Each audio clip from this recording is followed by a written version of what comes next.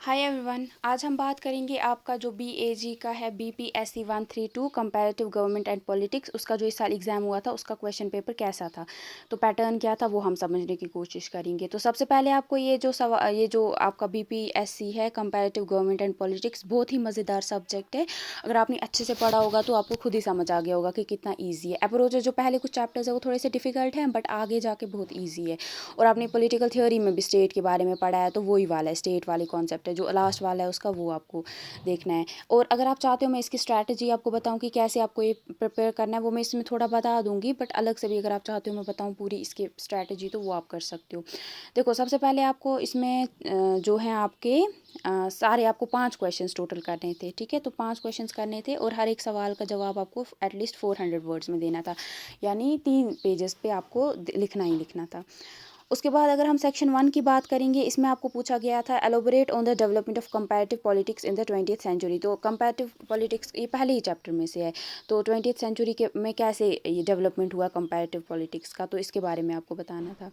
फिर था आपको एनालाइज द एडवांटेजेस। आपको यहाँ पे पार्लियामेंट्री सिस्टम है, बहुत ही ईजी चैप्टर है आपका ये। अगर आपने पढ़ा होगा, बहुत ही मज़ेदार चैप्टर है। तो अगर जो इसमें क्या इसके फ़ायदे और क्या नुकसान आते हैं, तो वो करना था आपको। फिर था आपका discuss the changing nature of state in the context of globalisation. जो लास्ट वाले जो कुछ चैप्टर्स है ना, उसमें जो स्टेट का है तो वो आपको बताना था। जो ग्लोबलाइजेशन वाला जो चैप्टर है ना, स्टेट एंड ग्लोबलाइजेशन, वही उसी में से ये सवाल पूछा गया है। यहाँ पे आपको बताया गया है कि स्टेट और ये नेचर ऑफ स्टेट कैसे बदल रहा है आपकी ग्लोबलाइजेशन के दौरान।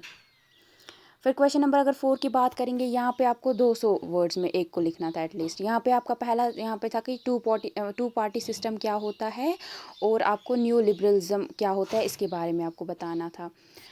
फिर है आपका सेक्शन 2। यहाँ पे आपको कंपेयर करना था और कंपेयर और कॉन्ट्रास्ट करना था। कहाँ पे ये एक दूसरे से मतलब एक दूसरे के साथ कंपेयर करना था इनको, और मतलब डिफरेंसेस बताने थे, और कहाँ पे ये दोनों एक दूसरे से मैच कर रहे हैं वो बताना था। मार्क्सिस्ट और लिबरल पर्सपेक्टिव है जो स्टेट का, ये कहाँ पे एक दूसरे से अलग है और कहाँ पे ये एक दूसरे के साथ मिले हुए हैं, आइडिया सेम है इनके। फिर था आपका explain the differences between classical liberalism and Marxism. Classical liberalism और मार्क्सिज्म के बारे में आपको बताना था। Explain the essential features of federal system. Federal system के जो एसेंशियल फीचर्स हैं उनके बारे में आपको बताना था। फिर आपको वापस से चॉइस दी गई है, 2 करने थे यहाँ पे।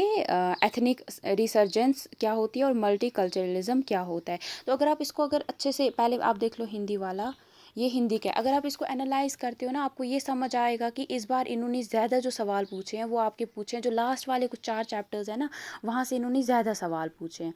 अगर आप इसको अच्छे से देखोगे तो इसीलिए अगर मेरी आप मानोगे, इस बार ज़्यादा फोकस पता है किन चैप्टर्स पे करना है। जैसे मिलिट्री वाला है, चाइना इंडिया का जहाँ पे बताया गया है, अथॉरिटेरियन और पार्लियामेंट्री जो वो गवर्नमेंट के बारे में बताया गया है, उन चैप्टर्स पे आप ज़्यादा फोकस करना, ठीक है। इनको छोड़ के इन पे तो आप करोगे ही करोगे, इनको आप पढ़ के जाओ। ज़रूरी नहीं यहाँ से इस बार क्वेश्चंस वहाँ से ज़्यादा आएंगे, क्योंकि पिछली बार इन्होंने इधर से पूछा ना, आप देख लेना इस बार ये आगे वाले वहाँ से पूछेंगे।